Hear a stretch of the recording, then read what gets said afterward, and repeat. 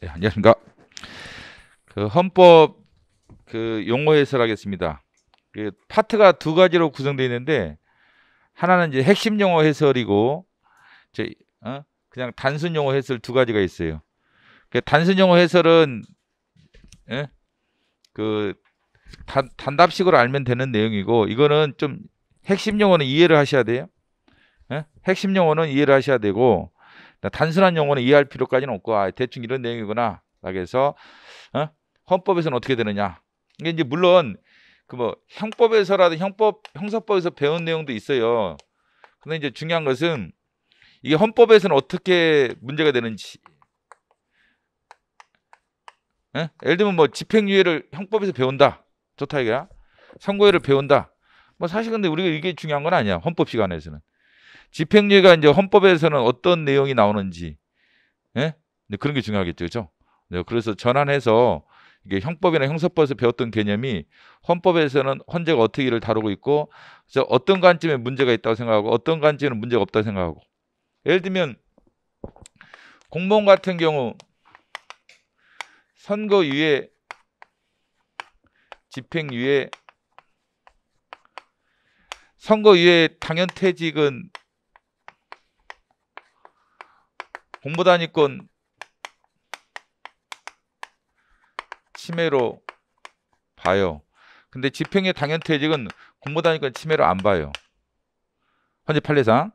형법에서는 이것만 배워. 선고유예, 집행유예가 뭐다. 이런 아마 형법 시간에 배울 거예요. 근데 헌법에서는 이제 이게 아니라 선고유예가 나왔는데 공무원법에 보니까 공무원이 당연 퇴직하도록 돼 있는데 이게 헌법 공무단 25조에 부합되느냐? 어? 네, 집행유예가 나왔을 때 당연 퇴직하는 공무원법 조항이 공무단권 침해가 되느냐 안 되느냐? 이게 이제 헌법이죠.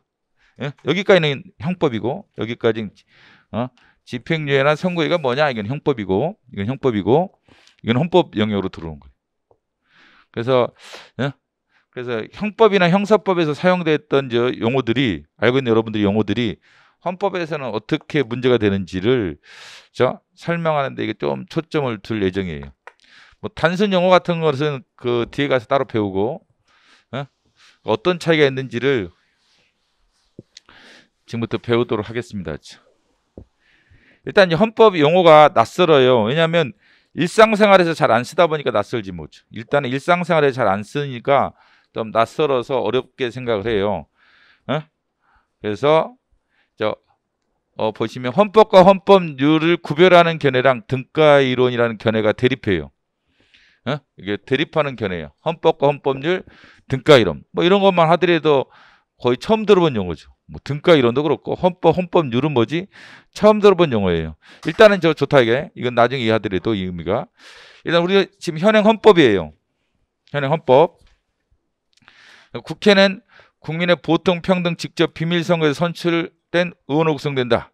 임기는 4년 한다. 지금 현행 헌법입니다. 독재당이 개정안을 제출했어요. 국회는 세습 때는 국회의원을 구성한다. 이거는 대립되는 거죠. 이건 선출. 지금 현행 헌법은 국회의원들은 우리가 선출하는 거죠. 국민들이. 근데 이거는 이제 세습하겠다. 세습하는 국회의원으로 구성된다. 이렇게 법을 바꾸자. 그 다음에 임기는 4년을 한다. 이것을 사망할 때까지는 그 직을 가진다. 이렇게 개정하자. 라고 독재당이 개정안을 제출했어요. 수험생당은 또 이렇게 그 개정안을 제출했어요. 이 4년 너무 기니까 2년을 하자. 2년을 하자. 그러면 이것을 이렇게 개정할 수 있는지, 이것을 이런 식으로 개정할 수 있는지, 예? 이걸 이제 개정할 수 있다 없다. 여러분 어떻게 생각하세요? 이 현행헌법을 독재당 개정안으로 개정할 수 있어요? 없을 것 같아. 아무리 생각해도 이건 좀 이상하다, 그죠? 뭐 헌법을 안 배웠다 하더라도 이거는 좀 이상해, 그지? 근데 뭐 이렇게 할 수도 있느냐? 수험생당 개정안으로 헌법을 개정할 수도 있느냐? 뭐 사람마다 틀리겠지만 그럴 수도 있다라고 생각은 돼요. 사람마다 틀릴 수는 있겠지만 그래 수험생당 개정안도 그렇게 나쁘진 않은데 이렇게 볼 수가 있을 거예요. 수험생당 개정안 임기 2년을 한다 할 수도 있을 것 같죠? 그러면 이제 이런 것들은 이제 개정할 수 없다 봐야 돼요. 이렇게. 근데 이게 숫자 같은 거는 개정할 수 있는 거죠. 숫자는 4년을 2년으로 바꾼다든지 이렇게 개정할 수 있어요. 그럼 이런 것들은 뭐라고 하냐면 개정의 한계라고 하죠. 근데 이거는 개정의 한계가 아니야. 헌법 개정에. 개정할 수 있으니까 헌법 개정할 수 있기 때문에 이건 개정의 한계가 아니죠. 그죠? 그래서 국회의원들은 국민들이 선출한다. 이거는 개정의 한계고 이 4년이다. 이것은 개정의 한계가 아니죠. 이런 것을 말했던 게 이 이론이죠. 헌법률이라는 단어는 칼 슈미트라는 학자에 의해서 제시가 됐는데 어떤 것은 개정할 수 없고 어떤 것은 개정할 수 있다 이렇게 생각하는 거예요. 이거는 개정할 수 없지만 이거는 개정할 수가 있다. 이렇게 생각하는 게 헌법과 헌법률의 구별론이야. 칼 슈미트라는 사람의. 그래서 좀 더 학문적으로 설명하면 이렇게 되죠. 헌법 제정 권력자가 있고 헌법을 제정하는 권력을 가진 자가 기본적인 헌법, 절대적 헌법, 기본적 헌법이죠. 절대적 헌법. 기본적인 헌법 내용을 결정 이거 선출하자. 선거로 선출하자. 이것을 헌법을 제정하는 국민들이 주권자가 기본적으로 이제는 선출하자라고 결정을 해요. 이걸 절대적 헌법이라고 하죠. 41조 1항 선출하자. 국회의원들은 국민의 선거로 선출해서 구성하자. 이거에 대해서 이제 결정을 해요. 그러면 개정권자가 헌법 개정 권력을 가진 자가 그러면 임기는 몇 년 할 건데 선출이라면 임기가 있어야 돼요. 그래서 선거가 있지. 그렇잖아요. 이 종신직은 선거 자체를 부정하는 거예요. 이 종신직이라고 하죠. 사망할 때까지는 그 직을 가지면은 선거를 할 필요가 없지 뭐죠. 그렇잖아요. 그래서 임기를 4년이냐 2년이냐 이런 걸 결정하지. 2년으로 할 수도 있고 4년으로 할 수도 있다겠죠. 이렇게 이걸 헌법률이라고 그래요. 헌법률.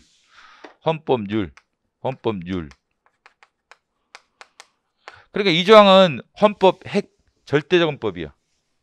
41조 1항. 41조 1항은 이거는 절대적 헌법.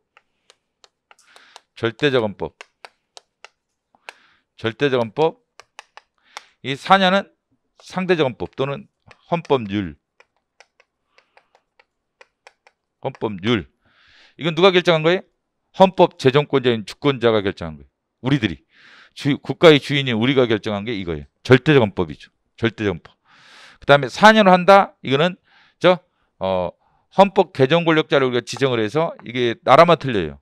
우리나라는 지금 현재는 국민인데 재헌헌법 때는 의회였죠. 재헌헌법 1차, 2차, 3차, 4차까지는 이걸 국회에서 개정 권력자였어요. 미국이나 지금 독일도 국회죠. 근데 우리나라는 5차부터 이제 주로 국민들이 결정하는 걸로 돼 있어요. 그래서 지금은 국민이기 때문에 별 차이가 없긴 한데 나라마다 이게 국회가 되는 경우가 많아요. 하여간 헌법 개정 권력자가 그러면 그래 선출한 다음에 임기가 있어야 한단 말이죠. 임기가 몇 년인데 뭐 이렇게 할 수 있단 말이죠. 4년이다. 이걸 헌법률이라고 그래요. 헌법률.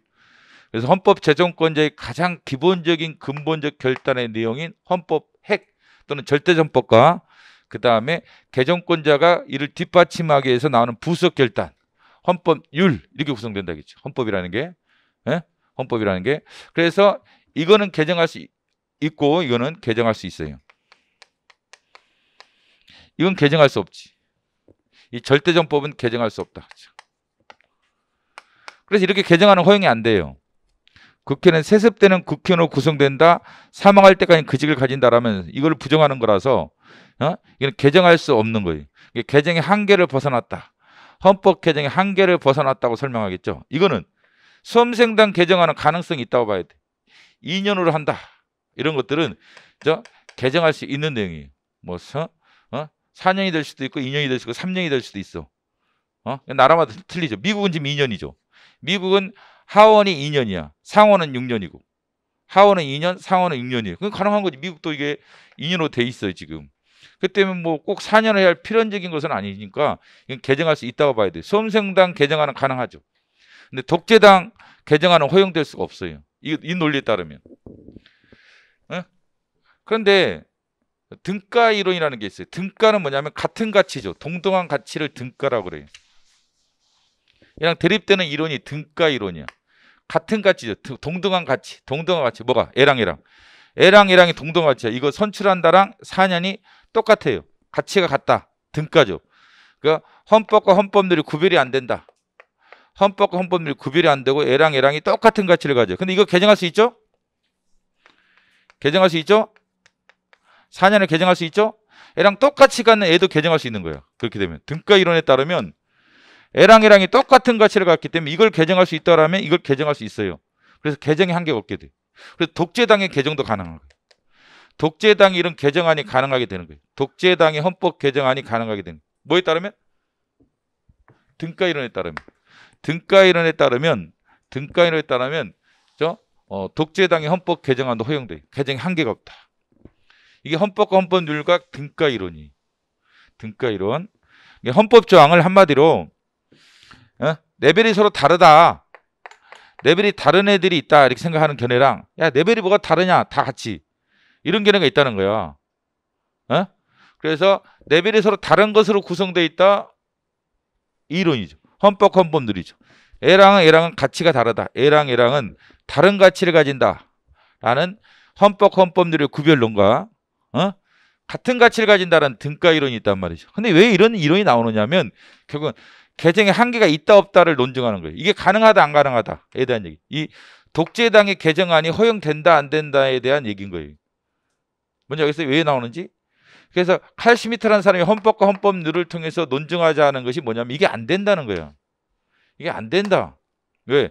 이거는 개정할 수가 없다. 이건 개정할 수 있고. 이거는 절대적 헌법, 이건 상대적 헌법. 이거는 헌법, 이거는 헌법률. 그래서 이거는 개정할 수 있지만 이거는 개정할 수가 없다. 그게 헌법, 헌법률의 구별론이죠. 그래서 헌법 개정에 한계가 있기 때문에 이건 안 된다. 헌법 개정에 한계가 있기 때문에 이건 안 된다라는 거죠. 근데 등가 이론은 헌법장에 모두 다 똑같은 가치를 갖기 때문에 이걸 개정할 수 있으면 얘도 개정할 수 있다. 다 개정할 수 있다. 이게 가능한 게 되죠. 등가 이론에 따르면 이런 개정이 허용되는 거예요. 등가 이론에 따르면 이런 독재당의 개정안이 허용되는 거예요. 그럼 어떻게 돼? 헌법 개정에 의한 헌법 침해가 발생하는 거죠. 헌법 자살이지. 이게 뭐 그럼 조선시대로 귀환되는 거지 뭐. 그렇죠? 이게 뭐 조선시대 아니? 세습제? 신분제? 조선시대로 가자는 얘기지. 그렇잖아요, 결국. 등가론에 따르면 개정에 한계가 없다 보니까 헌법 개정에는 헌법 침해가 발생한단 말이죠. 헌법 개정에 의한 헌법 침해가 발생할 수가 있다라는 문제가 있는 거죠. 등가론에 따르면. 그래서 개정의 한계론을 설명하기 위해서 이 주장을 하게 돼요. 칼 슈미트라는 사람이 이건 개정할 수 없다. 그러던 학자들은 논리적 근거를 제시하잖아. 우리 감각적으로 안 될 것 같아. 우리 감각적으로 이거 안 될 것 같은데 우리들은 감각적으로 안 되는 거죠. 우리가 감각적으로 아는 것을 논리적으로 설명하는 것일 뿐이지 우리가 가지고 있는 생각과 거의 유사해 이게. 이 이론이. 이론이 우리랑 그 생각이 비슷해. 그렇잖아요. 다만 우리는 그냥 감각적으로 아는 거고 그 칼 슈미트라는 학자는 이론적으로 설명하는데 그 차이가 있죠. 그게 낯설긴 하죠. 이론적으로 설명하다 보니까. 근데 우리나라 유신헌법 같은 경우도 문제가 있죠. 사실은 제적 3분의 1을 국회의원 제적 3분의 1을 대통령이 추천한 사람 중에서 선출하도록 돼 있어요. 국회 제적 3분의 1. 예를 들면 뭐죠? 100명이다 하면 33명, 4명 이 정도를 대통령이 추천한 사람 중에서 선출하도록 돼 있는 거야. 대통령이 추천하면. 그러면 이게 사실은 이게 국회의원이 대통령 똘마니가 되는 거지. 뭐 이런 개정도 가능한 건지 유신헌법도 개정을 했지만 뭐 이런 것들은 뭐라고 생각하냐면 헌법 개정의 한계를 벗어나서 개정을 했다라고 평가를 하는 거예요.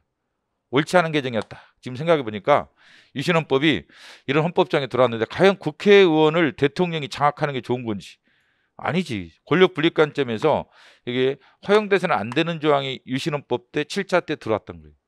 7차 때. 이런 것도 여기서는 논증이 되죠. 근데 아니다 괜찮다라고 하려면 뭐 해야 돼? 등가 이론이죠.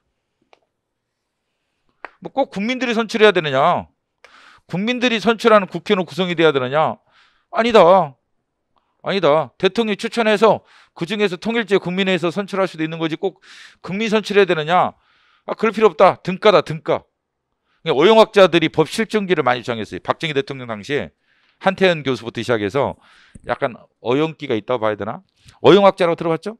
권력에 아부하는 세력들은 우리나라에서도 등가 이론을 주장했어요. 법 실정자들이 주장했던 등가 이론을 주장했던 거고 독일 역사도 똑같아요. 독일 역사 시대 비스마르크 시대 때 또 1871년 헌법하에서도 이 법실중주의자들이 주장했던 거예요. 이러면 헌법 개정을 주도할 수 있는 권력자들이 편하지. 등가 이론에다 다 개정할 수 있어. 그래 내 마음대로. 그래 내 마음대로 개정할 수 있어. 등가 이론이야. 다 뭘 선출해. 그냥 세습을 하고 말이야. 내가 지명한 애를 국회의원을 하고 이러면 되는 거지. 굳이 뭐 선출해 귀찮게. 내 마음대로 할래. 이 등가 이론이 편하지. 오용학자들은 등가 이론을 말하는 거야. 똑같은 가치를 갖습니다. 독재자님 마음대로 하세요. 독재자님 마음대로 하시고 마음대로 헌법 개정하시고 뭐 국회의원들 다 대통령 임명한다 해도 좋습니다. 대통령이 지명한 자를 국회의원을 한다. 훌륭합니다. 예, 이거 개정할 수 있습니다. 한계가 없습니다. 이렇게 오용학자들이 구라치는 애들이 등가 이론을 주장했던 거예요. 그게 이제 법실중주의자라는 놈들이죠. 지금 생각해보면 오용학자들이지.